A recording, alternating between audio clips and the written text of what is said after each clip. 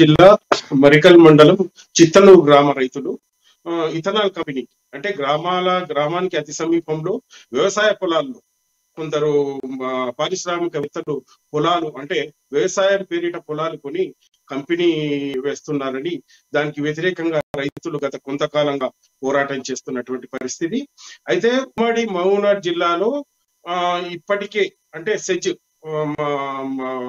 ఇటువంటి కంపెనీలకు ప్రత్యేకంగా సెజ్ ఉందని ఆ సెజ్ లో ఆ కంపెనీ పెట్టుకోవచ్చని రైతులు చెప్పినప్పటికీ అటు ప్రభుత్వం కానీ ఇటు అధికారులు కానీ పట్టించుకున్నటువంటి పరిస్థితి. అయితే ఇదంతా ఈ వ్యవహారం గత కొన్ని 2-3 సంవత్సరాలుగా జరుగుతున్నా ఈ మధ్య కొంత ఉద్ధృతయిందని చెప్పవచ్చు. అయితే గతంలో కూడా కంపెనీ ప్రతినిధులు వచ్చి సర్వే చేస్తుండగా రైతులు ఆ రోజు కూడా అడ్డుకున్నటువంటి పరిస్థితి. అప్పుడు అధికారులు అటు పోలీసులు నచ్చజెప్పినప్పటికీ రైతులు ససేమిరా అన్నటువంటి పరిస్థితి నెలకొంది. అయితే నేడు అంటే గత 11 రోజులుగా ఉమ్మడి మహబూబ్నగర్ జిల్లాలో 178 గ్రామాల గుండా 178 కిలోమీటర్ల మేర 54 గ్రామాల గుండా 6 మండలాల గుండా 3 నియోజకవర్గాలలో గుండా రైతులు గత 11 రోజులుగా పాదయాత్ర చేస్తున్నటువంటి పరిస్థితి నెలకొంది. అయితే ఈ పాదయాత్ర నారాయణపేట జిల్లా మరికల్ మండలం చిత్తనూరు నుంచి వనపర్తి జిల్లా ఆత్మకూరు వరకు కొనసాగుతుంది. అయితే ఇది మొత్తం 178 కిలోమీటర్లు ఈ పాదయాత్ర చేసినటువంటి పరిస్థితి. అయితే గత 11 రోజుల క్రితం ఇదే కిచ్చన్న గారి లక్ష్మారెడ్డి మరియు హెటిరో సంస్థ పారిశ్రామికవేత్త హెటిరో సంస్థ అధిపతి బండి పార్థసారథి రెడ్డి మరో ముగ్గురు కలిసి ఈ ఫ్యాక్టరీని నెలకొల్పడానికి ప్రయత్నిస్తున్నట్టు మనకి తెలిసింది.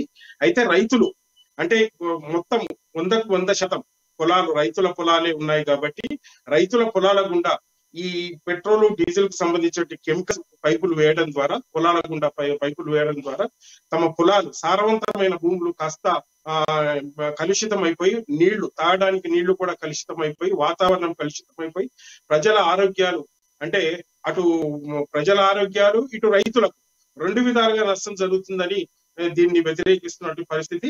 అయితే ఈ వ్యవసాయ పొలాల గుండా పైప్ లైన్ వేయడానికి ఎటువంటి అవకాశం లేకున్నా గానీ అధికారులు ప్రభుత్వ కొంత సహకరిస్తున్నటువంటి పరిస్థితి.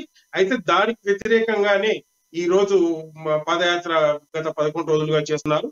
అయితే ఈ రోజు వనపర్తి జిల్లా ఆత్మకూరు మండల ఆఫీస్ తహసీల్దార్ ఆఫీస్ లో ఈ రైతుల పోరాటానికి తెలంగాణ జనసమితి అధ్యక్షులు ప్రొఫెసర్ కోదండరాం మరియు కుల సంఘాలు రైతు సంఘాల నాయకులు కూడా మద్దతు తెలిపిన పరిస్థితి నెలకొంది.